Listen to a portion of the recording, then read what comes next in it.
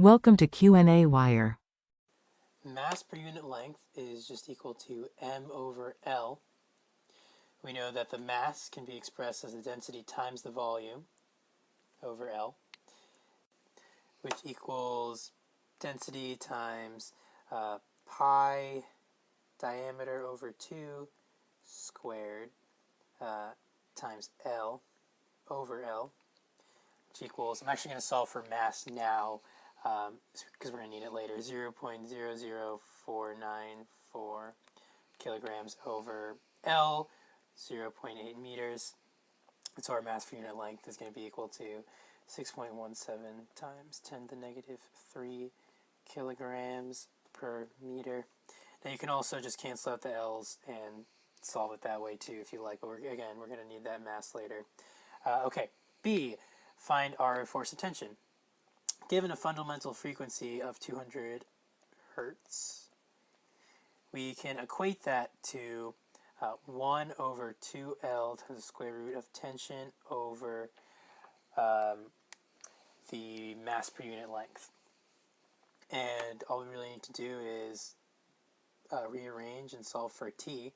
So if we put in our values, 200 is equal to 1 over 2.8. It's the square root of T over 6.17 times 10 to the negative 3. You should find that T is equal to 632 newtons.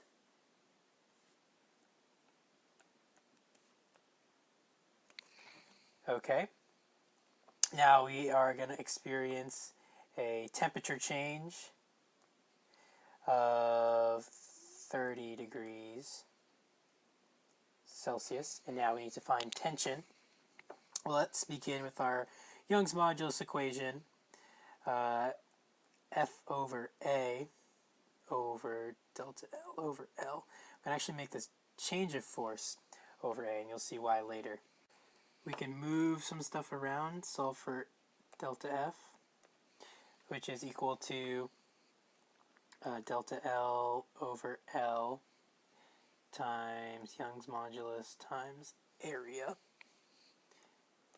We can express delta L as L alpha delta T over L.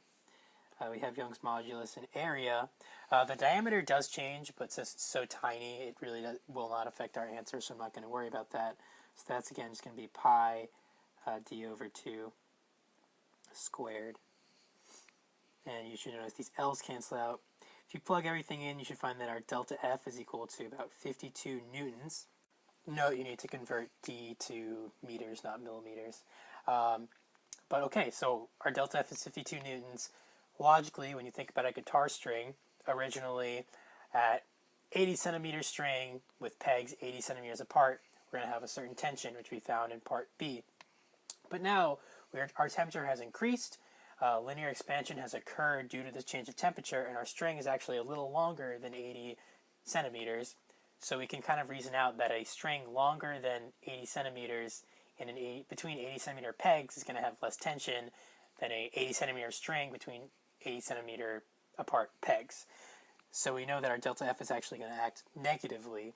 So let's just subtract our initial tension, which we got 632 newtons minus our 52 newtons, and we'll end up with a final tension of 580 newtons here. Okay, last part D, we need to find our fundamental frequency. Let's return to the equation we used in part B.